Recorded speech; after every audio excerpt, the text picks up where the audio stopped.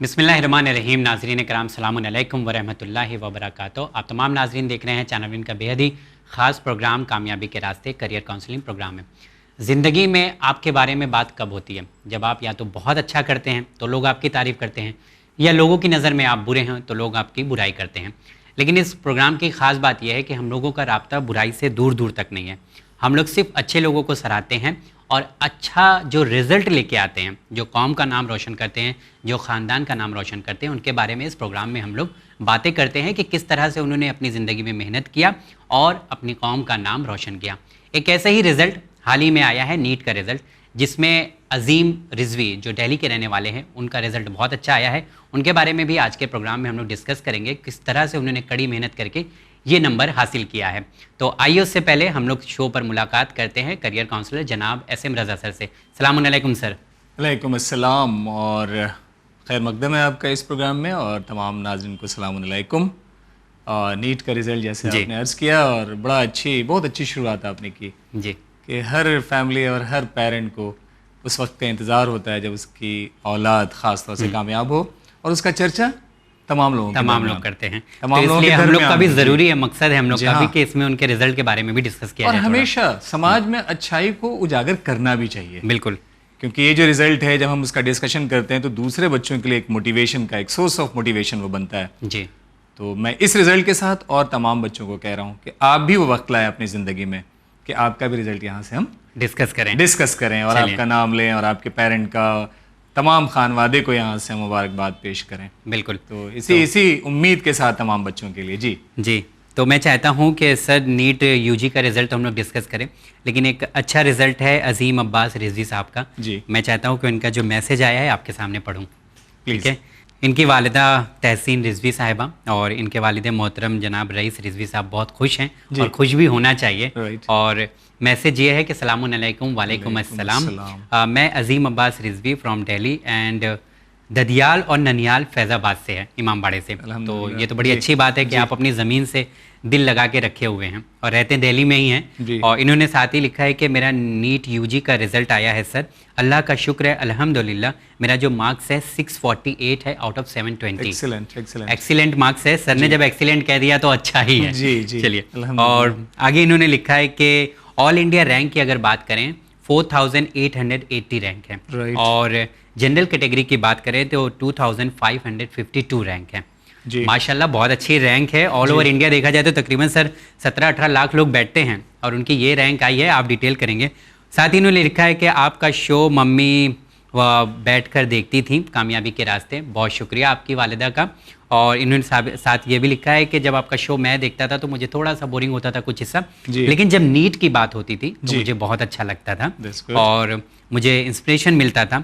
और मम्मी जब मुझे बुलाकर दिखाती थी कि चलो नीट की बात हो रही है, कुछ मेडिकल से रिलेटेड बात हो रही है, सोचा आपको बता दूं for inspiring our community to study and work harder than ever. Thank you so much, आपने बताया। हमें खुशी इस बात की है कि लोग अगर इंस्पिरेशन हासिल कर रहे हैं इस प्रोग्राम के ज़रिए किसी और ख़ानदान के एक ऐसे फ़र्द के ज़रिए, और उनको जब आप शुक्रिया अदा करते हैं तो उन्हें अच्छा लगता है। तो हम लोगों को अच्छा लगा कि आपका मैसेज आया। सर, आप अज़ीम अब्बास रिज़वी के बारे में क्या कहना चाहेंगे? उनकी रैंक को कैसे देखते हैं? मुबारकबाद इनको भी, इनके वालिदा ख़ास तौर से, और रईस साहब जो इनके वालिद हैं जी। और बड़ी अच्छी बात आपने कही कि ज़मीन से लगाओ। तो किसी शायर ने खूब कहा है कि गया मैं मशरिक़ व मगरिब में 4 सू, लेकिन किसी दयार में अपने वतन सी बात का। तो वतन से जुड़ाव, यही इंसान की पहचान है। बिल्कुल। बहरहाल आप दिल्ली में रह रहे हैं, और यहाँ पर एक और मैं आपसे गुजारिश करूँगा कि अगली बार ज़रूर आप लिखिएगा कि 11th-12th आपने दिल्ली से किया या आपने यूपी से। होता क्या है कि जब आप क्वालिफाई करते हैं तो उसमें 85% सीट्स वहाँ के लिए रिजर्व होती है जहाँ का डोमिसाइल आप लगाते हैं। सपोज अगर आपने दिल्ली से इन्होंने 11th-12th किया होगा तो मुझे लगता है 648 में कोई ना कोई गवर्नमेंट कॉलेज इंशाल्लाह आपको ज़रूर मिल जाएगा। और अगर आपने यूपी से किया होगा तो ऑप्शंस और भी ज़्यादा निकल के आपके सामने आएंगे, लेकिन आपको गवर्नमेंट कॉलेज आराम से MBBS के लिए मिलेगा। परेशान होने की आपको ज़रूरत नहीं है, और कट ऑफ का आप इंतज़ार ज़रूर कीजिएगा। जितने सारे अच्छे कॉलेज हैं उनको ज़रूर आप ट्राई कीजिएगा। एम्स दिल्ली मुश्किल ज़रूर है, लेकिन और जो एम्स हैं जैसे एम्स भोपाल है, ऋषिकेश है, इसमें भी आपको काउंसलिंग के दौरान ज़रूर ट्राई लेना है। तो बहुत अच्छा आपने स्कोर किया है। प्रोग्राम से आप अटैच रहे, और जहाँ तक इन्होंने कहा है कम्युनिटी को इंस्पायर करना, जी। मकसद यही है हम लोगों का। ये सुन के बड़ी अंदर से एक सुकून हासिल हुआ कि हम कुछ बच्चों के काम आ पा रहे हैं। बिल्कुल, ऐसे ही कुछ मैसेज और भी पहले आ चुके हैं, लोगों के कॉल आ चुके हैं कि उन्होंने इस प्रोग्राम के बारे में सुना और पढ़ा और उसके बाद लोगों से पूछा और कांटेक्ट किया, जवाब मिला उन्हें सवाल का। तो अच्छा लगता है कि जब लोग फीडबैक देते हैं कि कुछ तो मिला है उन्हें। और अजीम, यहाँ से आपके लिए गुजारिश करूंगा कि जैसे हम लोग कम्युनिटी के लिए, बच्चों के लिए काम कर रहे हैं, आप भी अपने आसपास के बच्चों के लिए काम करें। बिल्कुल, अजीम की तो जिम्मेदारी और बढ़ जाती है। जिम्मेदारी आपकी कि पीछे वालों को थोड़ा बताएं कि किस तरह से, क्योंकि अच्छे रैंक वाले के पास लोग जाते हैं कि भाई आपने पढ़ाई कैसे किया था। और खासतौर से जो आपके रिश्तेदारों में जो बच्चे 8, 9, 10th में हैं, उनसे जरूर आप मिलें, उनको आप बताएं कि अभी से वो कैसे नीट को या जेई को या किसी भी एंट्रेंस को कैसे टारगेट कर सकते हैं, कैसे सीरियसली उनको लगना है, कैसे कंटिन्यूटी से तैयारी करनी है। तो ये एक जिम्मेदारी एज अ होमवर्क यहाँ से हम लोग आपको असाइन कर रहे हैं। तो इस पे आप काम कीजिए। और अगेन आपकी वालिदा जो तहसीन फातिमा साहबा हैं, उनको और रईस साहब जो आपके वालिद हैं, और आपके तमाम खानवादे को, तमाम आपके रिश्तेदारों को यहाँ से हम मुबारकबाद पेश करते हैं और उम्मीद करते हैं कि आने वाले वक्त में आप बेहतरीन डॉक्टर बन के निकलेंगे और कम्युनिटी की बेहतरीन सर्विस आप करेंगे। बिल्कुल जी, हम लोगों की यही हमेशा दुआ होती है कि जो ऐसे बच्चे हैं जो दिल लगाकर पढ़ाई करते हैं, कामयाबी के हर मोड़ पर, ज़िंदगी के हर मोड़ पर कामयाबी उनके कदम चूमते रहे। No doubt. तो बहुत शुक्रिया आपने बताया सर। अब मैं चाहता हूँ कि इसी के साथ कुछ और भी सवालात हैं, थोड़ा सा आगे बढ़ते हैं। नीट का ही रिजल्ट हम लोग देख लेते हैं। मैं चाहता हूँ कि उन टॉप 10 के बारे में भी आप थोड़ा सा बताएं कि इस बार का रिजल्ट आप किस तरह से देख रहे हैं, क्योंकि मैंने सुना है कि बड़ा अच्छा रिजल्ट आया है और तनिष्का करके जो राजस्थान की रहने वाली है उन्होंने टॉप किया है। तो थोड़ा सा टॉपर्स के बारे में भी बता दें आप। बेहतरीन रिजल्ट है। और तनिष्का के बारे में जैसे आपने बताया, तो हरियाणा में एक नारनौल डिस्ट्रिक्ट है, वहाँ के एक गाँव से निकली हुई बच्ची है। माँ बाप दोनों गवर्नमेंट एम्प्लॉय हैं और देखें वहाँ से फिर 10th करने के बाद ये राजस्थान कोटा पहुँचती है और वहाँ 2 साल बड़ी मेहनत इस बच्ची ने किया जी। उसकी माँ का इंटरव्यू खास तौर से यहाँ पे मैं एक लाइन में बोलना चाहूँगा। बड़ी अच्छी बात उन्होंने कही। देखिए, पोलाइटनेस, हम्बलनेस इंसान को कहाँ ले जाती है। मदर बताती है कि जब ये स्कूल जाती थी तो जो स्कूल में सफाई करने वाली जो दीदियाँ होती हैं, जो औरतें होती हैं, उनको भी देख के गुड मॉर्निंग नमस्ते करना। बड़ी तो ये है हम्बलनेस एंड पोलाइटनेस। सबकी इज्जत आप करें, किसकी दुआ आपको कहाँ पहुंचाएगी आपको पता नहीं है जी। तो ग्राउंड लेवल पे आपको हमेशा रहना है, अपनी रियलिटीज को समझना है। तो बेहतरीन रिजल्ट रहा है। मैं जल्दी से टॉप 10 बच्चों का रिजल्ट यहाँ पे मैं शो कर रहा हूँ। और एक और बड़ी अच्छी बात बताऊं साजिद साहब, 1st, 2nd, 3rd and 4th rank के बच्चों के लगातार आप देखेंगे सबके 715 आउट ऑफ 720 मार्क्स हैं। सिर्फ एक क्वेश्चन गलत हुआ है। तो 4 बच्चे एक ही मार्क्स पे हैं, जिसमें तनिष्का को रैंक 1 दिया गया है, जो उनकी अपनी एक कंडीशन है, उसको फॉलो इस बच्ची ने किया है। उसके बाद 5वें रैंक पे जो बच्चा है उसके 711 नंबर है और उसके बाद 9 बच्चे 710 नंबर पे लगातार हैं।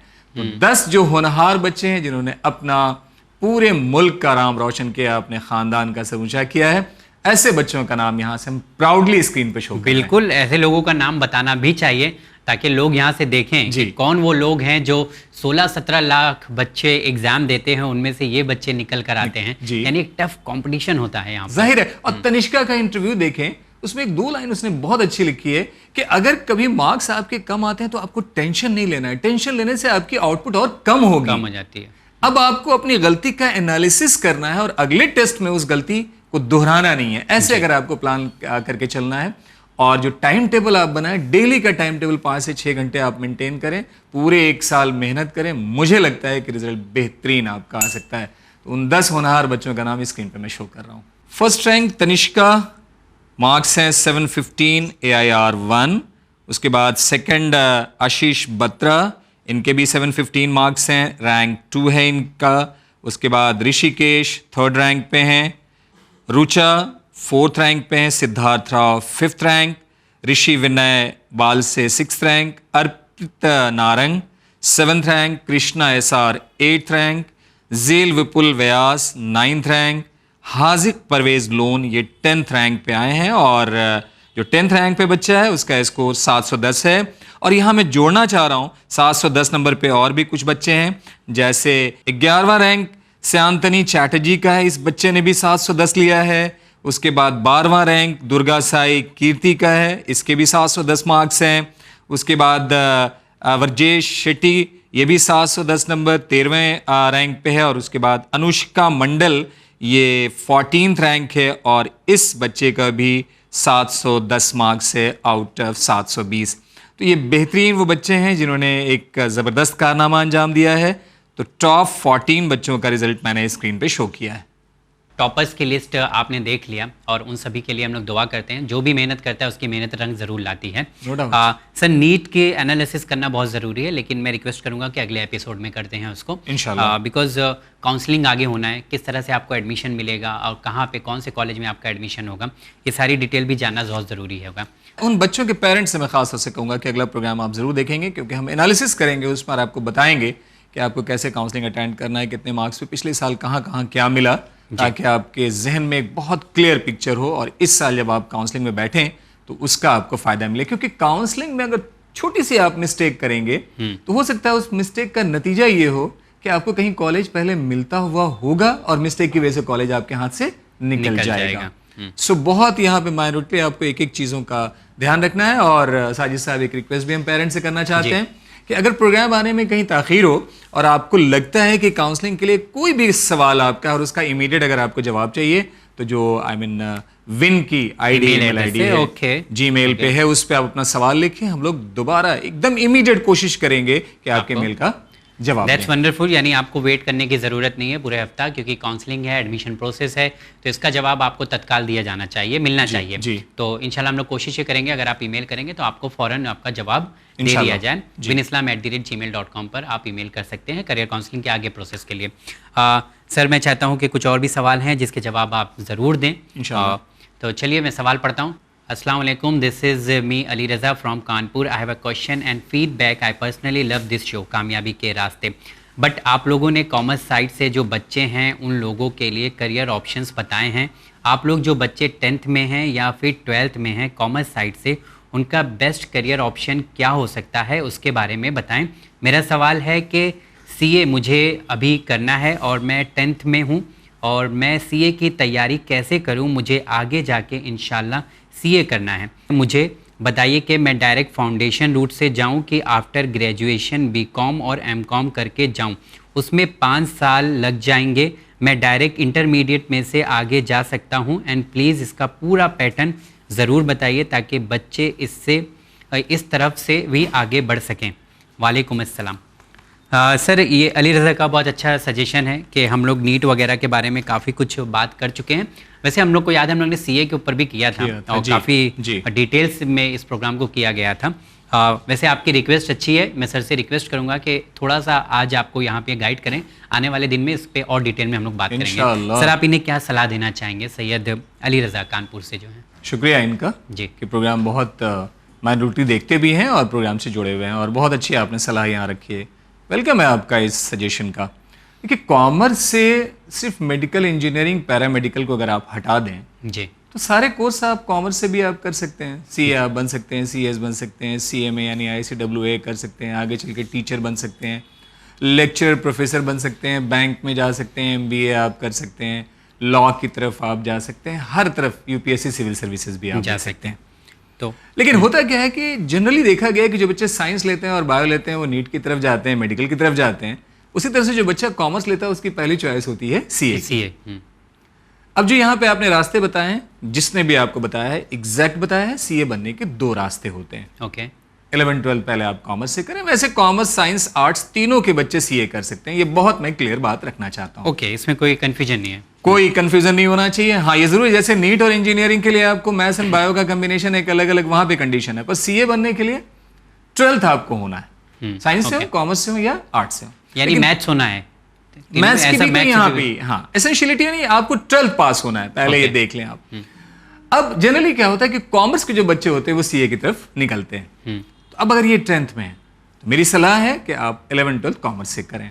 ओके कॉमर्स जब लेंगे तो कॉमर्स में 2 ऑप्शंस आते हैं, विद या विदाउट मैथ्स। तो मैं कहूंगा मैथ्स के साथ आप चलेंगे क्योंकि मैथ्स आगे आपकी काम आएगी।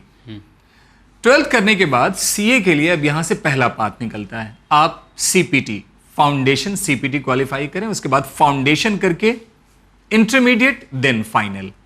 सपोज अगर ये नहीं होता है तो आप 12th के बाद ग्रेजुएशन कर लें, राइट? अब ग्रेजुएशन हम चाहे तो आर्ट्स से करें, चाहे तो साइंस से करें, चाहे तो कॉमर्स से।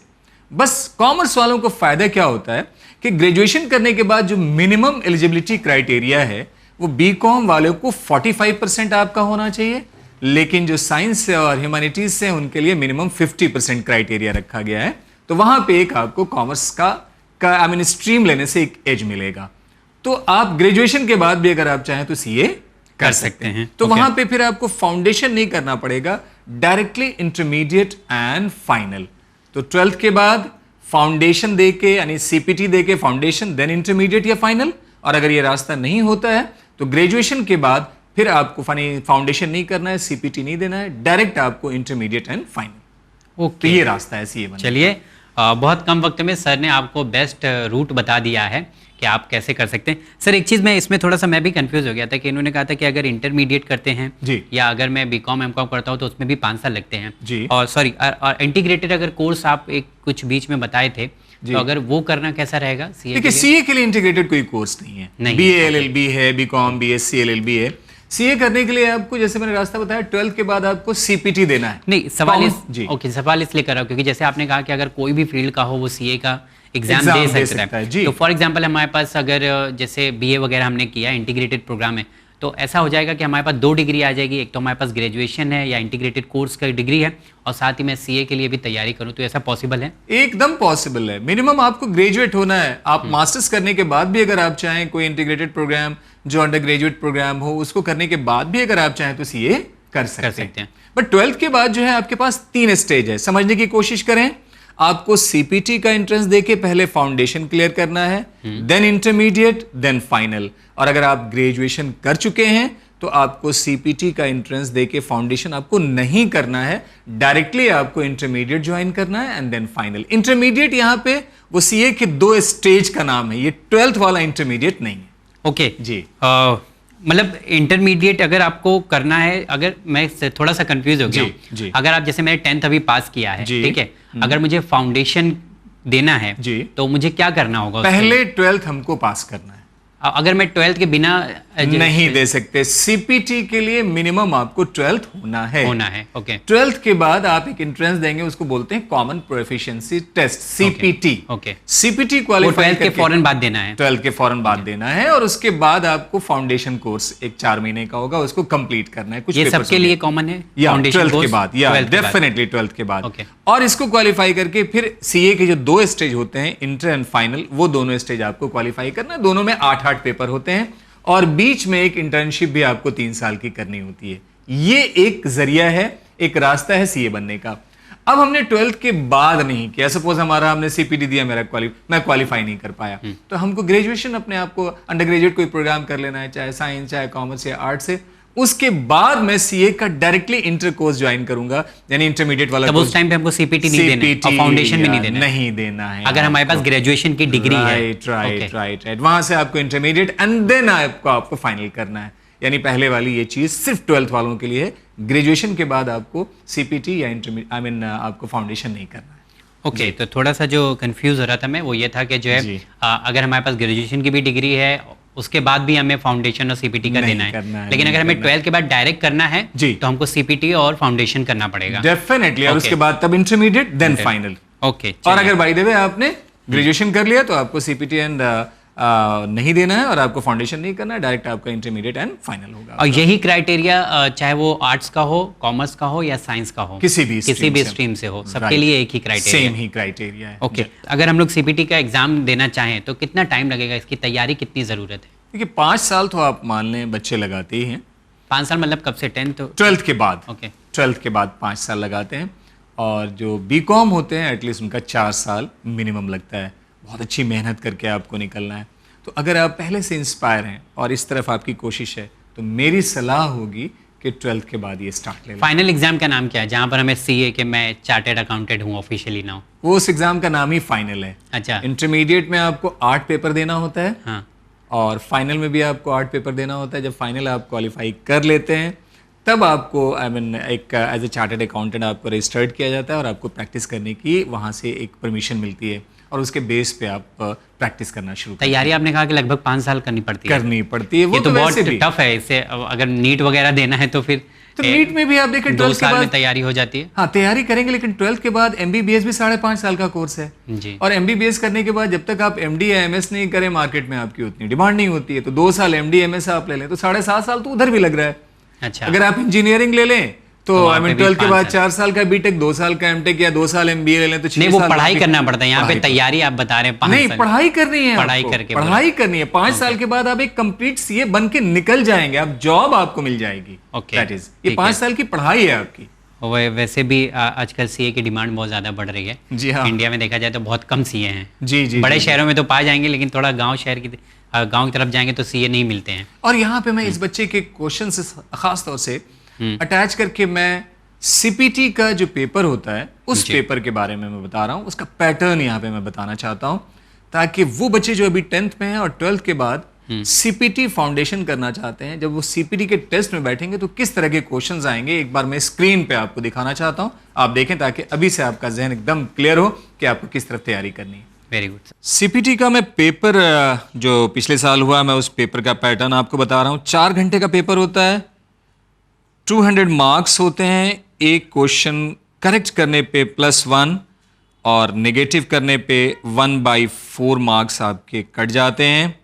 और इसमें 4 सेक्शंस होते हैं, आप देखें। सबसे पहला फंडामेंटल ऑफ अकाउंटिंग, ये 60 मार्क्स का होता है, यानी इसमें 60 क्वेश्चंस होते हैं और ईच क्वेश्चन के 1 मार्क्स जैसे मैंने बताया, और नेगेटिव जो है -1/4 है। सेक्शन बी में मर्केंटाइल लॉ, इसमें 40 क्वेश्चंस होते हैं, अगेन एक क्वेश्चन के 1+ एंड -1/4 आपके नेगेटिव। सेक्शन सी जनरल इकोनॉमिक्स, इसमें 50 क्वेश्चंस होते हैं, यानी टोटल 150 अभी तक मैंने क्वेश्चन बता दिया। और सेक्शन डी में क्वांटिटेटिव एप्टीट्यूड के 50 क्वेश्चन, यानी मैथमेटिक्स जो होती है, बेसिक जो मैथमेटिक्स होती है, उस पर 50 क्वेश्चंस होते हैं।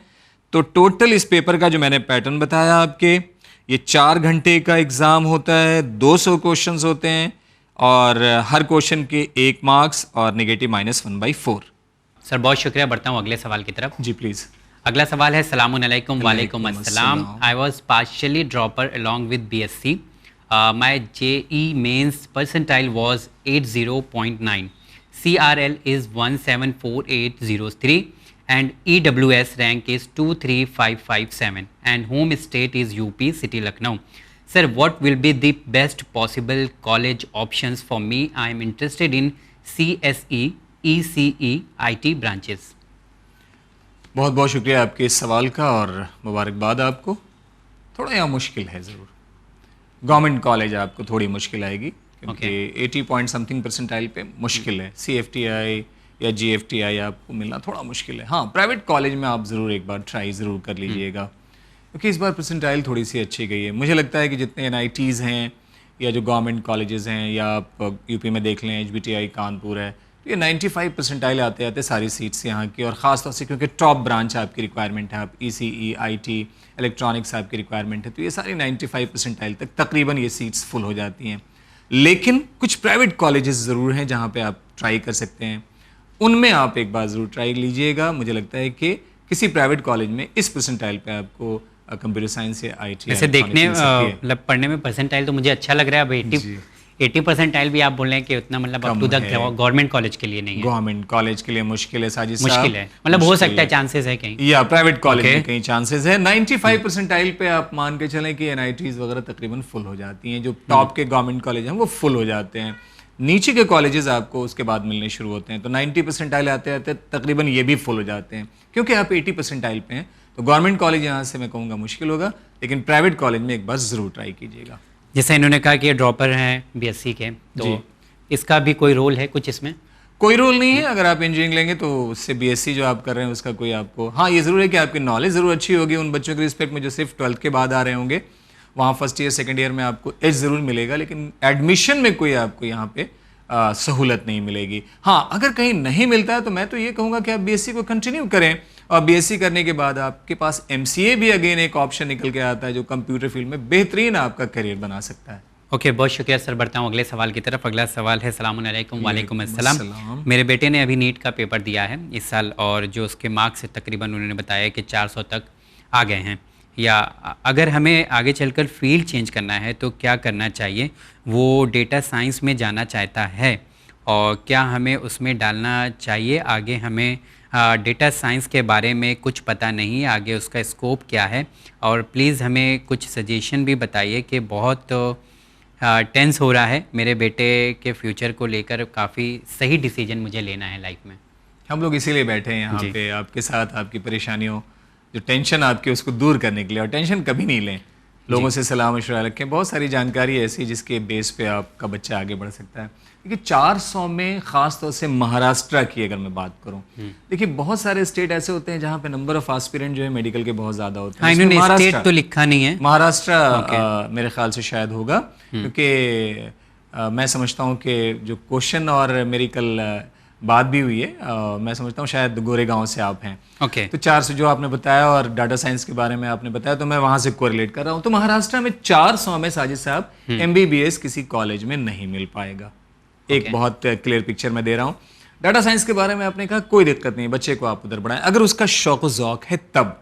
ये जरूर देखिएगा कि डाटा साइंस में आगे चल के मैथ्स बहुत ज़्यादा यूज होगी। अब क्योंकि ये नीट का बच्चा है, हो सकता है इसने मैथ्स छोड़ दिया होगा, तो आप उसकी 11-12 की मैथ की कहीं ट्यूशन लगा दें खास तौर से, और उसको या कहें कि खुद से 11-12 की NCERT लेके पढ़ाई करे और डाटा साइंस में आगे बढ़ने की कोशिश करे। डाटा साइंस में भी आने वाले टाइम में ऑप्शंस बहुत ज़्यादा निकल के आने वाले हैं। मैं एक चीज़ यहां से कहना चाहूंगा, बहुत टेक्निकल बात, हर फील्ड में ऑप्शन है, लेकिन किसके लिए? जो ब्राइट स्टूडेंट है। तो अगर आपका बच्चा डाटा साइंस में जा रहा है तो कहिए कि मेहनत करे, कॉलेज में अच्छी रैंक लाए, कैंपस सिलेक्शन होगा। मैं यहां से आपको कह रहा हूं जी, परेशानी नहीं है। परेशानी किसको है? जो पढ़ाई को अच्छी तरह से नहीं कर पाता है। और ये मुझे अच्छी बात ये लगती है जब वालिदैन लिखते हैं कि मैं बहुत टेंस में हूँ अपने बच्चे के फ्यूचर को लेकर, तो इन्होंने भी लिखा है, तो आई होप कि आप बेस्ट सजेशन इन्हें देंगे तो शायद किसी तरह की कोई मुश्किल आगे ना हो इंशाल्लाह। बस आप उसको डाटा साइंस में बढ़ने दें और मैथ्स उसको कहें कि घर पे थोड़ा ट्राई कर ले और अच्छे से डाटा साइंस की तरफ बढ़े और कॉलेज में टॉप 10 में आने की कोशिश। जैसे अभी इन्होंने बताया कि नीट का एग्जाम दिया था, अब डाटा साइंस की तरफ आप बोल रहे हैं आगे बढ़ने के लिए, तो उसके लिए उसका पहला कदम क्या होना चाहिए? मैथ्स तो बिल्कुल उसका छूट गया होगा शायद, अगर हो सकता है उसने ना लिया, तो अब उसको इसमें करियर बनाना, यानी कंप्लीटली उसकी फील्ड और इंटरेस्ट दोनों चेंज हो रहा है, तो यहाँ पे डिफिकल्टीज बहुत हो सकती है।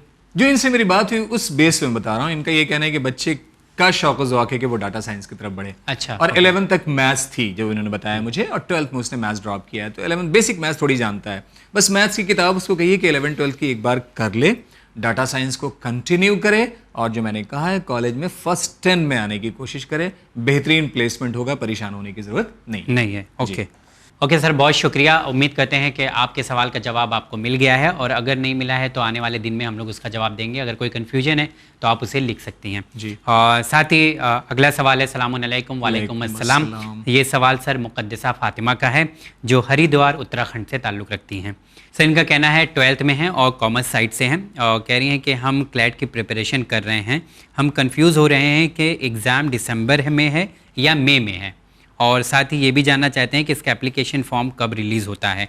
आप हमें प्लीज़ क्लियर कर दीजिए कि ये एग्ज़ाम कब होगा और एप्लीकेशन फॉर्म कब रिलीज़ होगा। आपके इस सवाल के लिए बहुत बहुत शुक्रिया मुक़द्दसा। क्लैट नेशनल लॉ यूनिवर्सिटी में एडमिशन लेने का ज़रिया है। ओके।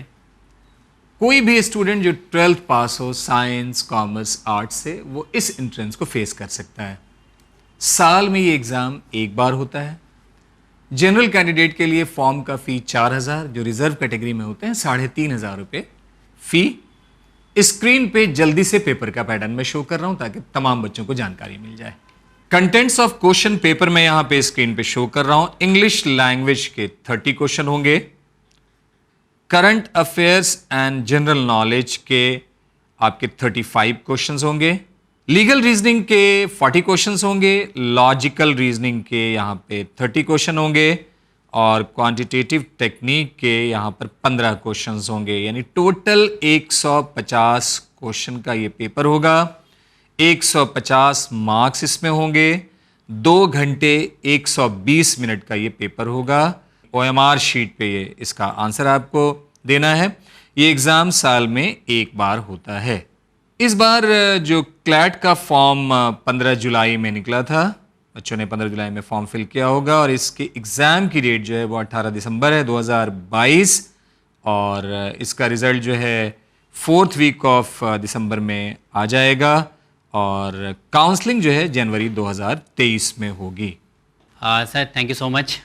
व्यूअर्स की भी तरफ से आपका शुक्रिया, लेकिन शर्त यह है कि अगले एपिसोड में एक बार फिर से आप आएंगे और हम लोग डिटेल में बात करेंगे, नीट के बारे में भी करेंगे, कुछ और भी टॉपिक्स हैं जो डिस्कस करना भी ज़रूरी है इंशाल्लाह ज़रूर। ठीक है, तो जी हाँ नाज़रीन, अगर आपके पास कोई सवाल है और आप पूछना चाहते हैं, सर की एडवाइस लेना चाहते हैं या कोई सजेशन है तो बिल्कुल आप फ्री हैं, आप पूछ सकते हैं। आप व्हाट्सअप कर सकते हैं 9619667578 पर, साथ ही आप ईमेल भी कर सकते हैं winislam@gmail.com। रिक्वेस्ट यही है कि सवाल ज़रूर पूछें, क्योंकि ये आपके फ्यूचर का सवाल है, आपके बच्चों के फ्यूचर का सवाल है। हम कोशिश करेंगे कि आपको अगले एपिसोड में उसके सवाल का जवाब दिया जा सके। देखते रहिए चैनल विन, बहुत बहुत शुक्रिया।